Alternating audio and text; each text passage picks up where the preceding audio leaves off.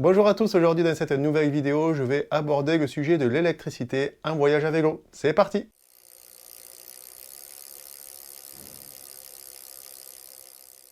Alors vous avez été plusieurs à me poser cette question, comment on fait pour trouver de l'électricité en voyage à vélo? Comment gère-t-on son autonomie électrique en voyage? Eh bien, c'est le sujet de la vidéo d'aujourd'hui. C'est vrai qu'on a tous des appareils à recharger, même si vous êtes parfois pas comme moi avec tout le matériel vidéo, vous avez au moins un téléphone, un GPS, un compteur, ou que sais-je, bref, des appareils électriques qu'il faut de temps en temps penser à recharger. Alors comment on fait? Quels sont les moyens qui existent? Je vais essayer de passer tout ça en revue. En tout cas, les points essentiels pour vous permettre à vous aussi d'avoir ces informations-là qui sont importantes. Alors dans cette vidéo, je vais aussi vous présenter quelques appareils, quelques accessoires que je possède moi personnellement. Alors c'est pas une publicité pour ces marques-là bien sûr, mais c'est pour vous présenter un petit peu ce que j'utilise personnellement. Alors, la façon la plus évidente, la plus pratique, la plus rapide, la plus simple de trouver de l'électricité quand vous êtes en France, en Europe ou en tout cas dans un pays développé, ben, c'est tout simplement de se brancher sur une prise électrique. Voilà, ça paraît basique, mais en fait, c'est vraiment la solution qui sera la plus efficace. Alors, où est-ce qu'on trouve des prises électriques quand on est en voyage à vélo? Parce que quand on est à la maison, c'est facile, on en trouve partout. Mais en fait, quand on est en voyage, c'est pareil, on en trouve partout. Quand vous allez vous arrêter, par exemple, dans un restaurant, dans un bistrot, et le plus pratique encore reste le soir quand vous êtes dans votre hébergement. Ça peut être votre gîte, votre Airbnb, votre warm shower ou alors même au camping. Alors quand on est au camping, c'est vrai que souvent c'est facturé en plus le forfait électricité, mais ça c'est plutôt destiné à ceux qui vont rester longtemps sur le camping, sur leur emplacement avec une tente, voilà, un campement, une caravane, un camping-car. Vous, ça va être vraiment très ponctuel. Alors pour ça, vous avez plusieurs possibilités. La première, c'est de demander tout simplement à l'accueil et parfois on vous autorise de brancher votre appareil à la réception, par exemple. Ou alors, vous pouvez trouver des prises électriques aussi au sanitaire. Vous savez, là où on va se doucher, il y a toujours des lavabos avec des prises électriques pour ceux qui veulent se raser, par exemple, ou mettre leur sèche-cheveux. Et bien là, c'est pareil, vous pouvez vous brancher. Alors l'inconvénient, bien sûr, c'est qu'il faudra rester pas trop loin si vous mettez votre téléphone, parce que sinon vous risquez de vous le faire piquer. Ça, c'est l'inconvénient. Mais bon, c'est quand même pratique d'avoir accès au réseau électrique comme ça aussi facilement. Ou alors sinon, vous pouvez tout simplement demander à l'emplacement qui sera situé à côté du vôtre. Si vous avez une caravane à côté ou un camping-car et que vous allez demander gentiment si vous pouvez vous brancher sur une multiprise de leur installation à eux, en principe, ils vous diront pas non, ou si c'est le cas, et bien tant pis, vous ferez autrement. Mais donc voilà, la solution la plus facile pour se recharger, ce sont les prises électriques. On va maintenant passer aux moyens, aux solutions un peu plus autonomes, un peu plus spécifiques au voyage. L'accessoire indispensable qu'il vous faudra en voyage à vélo ou dans tout autre voyage d'ailleurs, c'est une batterie externe, une batterie portable. On appelle ça aussi une power bank en anglais. En fait, c'est un stock d'énergie, une batterie, ni plus ni moins, qui va vous permettre de vous recharger une ou plusieurs fois en fonction de la puissance de vos appareils. Que vous soyez à l'arrêt, que vous soyez en roulant, c'est vraiment quelque chose de portable et de très pratique. Alors, je vais vous présenter la mienne, c'est une batterie que j'ai achetée en 2019, donc elle date un petit peu, et pourtant elle fait une capacité de 20 000 mAh, ce qui reste assez raisonnable puisque je peux recharger par exemple mon téléphone plusieurs fois, 5 ou 6 fois par exemple, pour vous donner une idée. À l'époque, j'avais payé cette batterie externe 29 €, donc vous voyez, c'est pas excessif. Aujourd'hui, j'ai regardé rapidement, on peut trouver forcément des batteries avec une meilleure capacité de 30 000 mAh, voire même 50 000 mAh, ce qui est vraiment énorme, et les prix varient pareil, entre 30, 50 et 80 € selon la capacité et la marque. Avec cette batterie portable, donc vous allez avoir besoin d'un câble, généralement un câble USB que vous allez brancher du coup à votre appareil. Alors c'est sûr, ça prendra plus de temps que sur une prise électrique classique, mais c'est quand même pratique parce que là vous aurez quand même accès n'importe où à cette électricité qui vous permettra de recharger. Évidemment, comme toute batterie, de temps en temps, vous allez devoir recharger elle-même cette batterie portable, et là, pour le coup, il vous faudra aller sur une prise électrique ou un autre dispositif. Mais bon, voilà, c'est quand même un accessoire que j'estime être indispensable aujourd'hui pour recharger vos appareils électriques.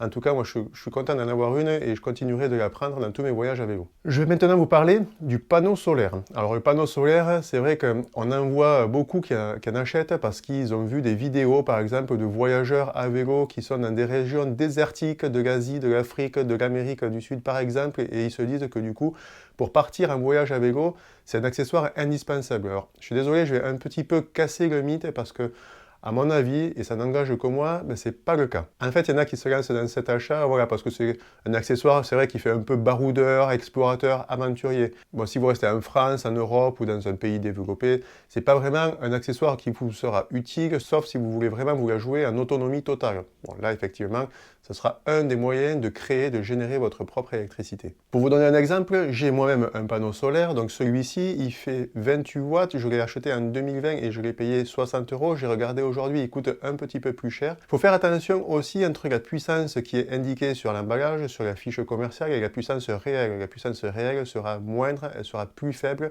Ensuite, qui dit panneau solaire, dit forcément soleil. C'est ce dont vous allez avoir besoin pour générer cette électricité. Et les panneaux solaires ont besoin de conditions optimales vraiment pour être efficaces. Ils n'aiment pas trop l'alternance, par exemple, entre l'ombre et la lumière et le soleil. Autre chose aussi, du coup, vous n'allez pas créer une électricité, une énergie qui va être stable et constante. Les puissances, les intensités vont varier et vous allez devoir passer obligatoirement par une batterie externe, une batterie tampon, ce dont on vient de parler juste avant, de telle sorte à récupérer cette électricité. Si vous branchez un téléphone par exemple sur votre panneau solaire, il risque de pas trop apprécier, donc vous allez avoir besoin d'un accessoire complémentaire au panneau solaire. Ensuite, forcément, il y a différentes tailles de panneaux solaires, vous vous en doutez, et plus vous voulez une énergie importante, une puissance importante, plus il va falloir que le panneau solaire soit grand.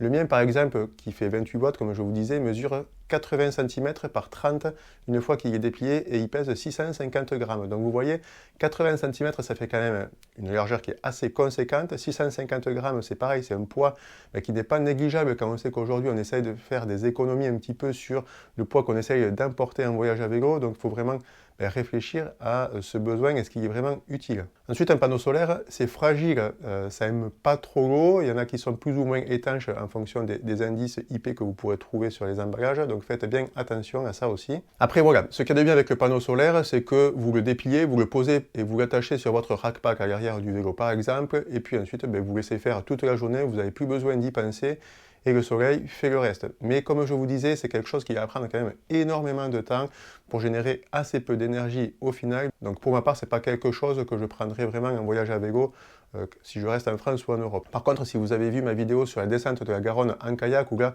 j'avais voulu être en autonomie totale, j'avais pris effectivement ce panneau solaire que j'avais mis à l'arrière du kayak. Et là par contre, toute la journée, en plus sur l'eau forcément, on est quand même assez souvent au soleil.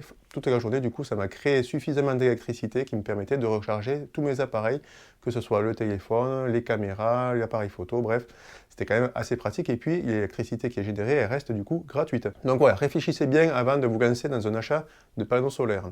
Alors maintenant, il existe aussi un autre moyen de créer, de générer de l'électricité, c'est par le biais de dynamos. Alors il y en existe de plusieurs sortes, mais bien sûr, je ne vais pas vous parler de celle-ci, des fameuses dynamos bouteilles qu'on trouve sur les vieux vélos. Ça, c'est quelque chose qui n'est pas très adapté au voyage à vélo. Ça frotte sur la roue, bref, c'est pas du tout fait pour ça. Je vais vous parler plutôt des moyeux dynamos, c'est-à-dire une dynamo qui est intégrée dans votre moyeu, c'est-à-dire au niveau de l'axe de votre roue. Généralement, c'est sur la roue avant. Et c'est quelque chose qu'on trouve de manière assez commune maintenant, puisque ça va alimenter en roulant, ça va générer de l'électricité en roulant en fait. Et à la base, cette électricité, elle est récupérée pour alimenter vos éclairages avant et arrière. Mais cette électricité qui est créée et générée par ce moyeu dynamo, il est bien sûr possible de la récupérer pour l'utiliser dans un autre but, pour un autre usage. Par contre, vous allez avoir besoin d'un peu de bricolage et d'installer ce qu'on appelle un boîtier convertisseur régulateur pour pouvoir utiliser cette électricité. Alors, il y a différentes marques pour ces boîtiers-là. Le plus connu, c'est celle de la marque Bush & Muller. Il y a différentes caractéristiques, donc vous avez différents modèles, mais grosso modo, les prix vont varier entre 50, 60 € et 100, 120 € en fonction de ce que vous allez choisir. Mais vous serez bon aussi pour un petit peu de bricolage pour l'installer vous-même ou alors d'aller dans un atelier vélo pour le faire installer. Ce petit boîtier-là, il va vous permettre de récupérer l'énergie qui provient du moyeu dynamo pour vous en servir par exemple pour alimenter votre batterie externe et ainsi la charger alors que vous êtes en train de rouler par exemple. Donc c'est assez pratique et là aussi ça reste une énergie que vous récupérez gratuitement, donc c'est pas mal. Par rapport au panneau solaire, par contre, je trouve que c'est plus rapide et que c'est plus efficace que le panneau solaire, mais ça reste quand même assez faible. Bon, pour tout vous dire, moi j'en avais installé un en fait au début que j'avais acheté mon vélo et rapidement, en fait, je l'ai désinstallé parce que je me suis aperçu que je n'avais pas besoin, comme je vous disais tout à l'heure, la façon la plus évidente de recharger, ça reste la prise électrique et avec la batterie externe. Et pour ma part, et malgré le fait que j'ai de nombreux appareils à recharger quasiment quotidiennement, ben, ça me suffit largement. Je n'avais pas besoin de ce boîtier, donc là, c'est comme le panneau solaire. Si j'ai un conseil à vous donner, réfléchissez bien avant de vous lancer dans cet achat parce qu'il faut vraiment en avoir l'utilité vu le coût en plus. En résumé, si je devais classer les différentes façons qu'on vient de voir par leur efficacité, je classerai forcément en numéro 1 la prise électrique. En numéro 2, ça sera la batterie externe. En numéro 3, ça sera le moyeu dynamo. Et enfin, en dernier, en numéro 4, le panneau solaire. Voilà, ça c'est un petit peu mon classement des moyens de recharger vos appareils électriques en fonction de l'efficacité. Bon, pour compléter cette petite vidéo, je voulais juste vous faire un petit aparté aussi sur les différents accessoires que j'amène ou que je peux amener en voyage à vélo et qui concernent forcément le thème de l'électricité ou de la recharge des appareils. En premier, je voulais parler de cet adaptateur pour les prises de camping. Alors là, forcément, il faut en avoir l'utilité aussi. Il faut envisager un voyage uniquement dans des campings et généralement, c'est une prise qu'on a parce qu'on voyage dans des campings mais sans forcément être à vélo. Par exemple, parce qu'on va y passer des vacances, parce qu'on a une caravane ou un camping-car. En fait, cette prise, c'est celle qu'on trouve sur les bornes qui sont dans les emplacements de camping. C'est une prise de type CE. C'est une prise un peu différente de celle qu'on a à la maison. Et forcément, on a besoin d'un adaptateur pour pouvoir venir y brancher nos prises traditionnelles. Ça ne vaut pas très cher, une dizaine d'euros. Vous voyez, moi j'ai celle-là. Je la prends quasiment jamais, voire jamais, même quand je suis en voyage à vélo.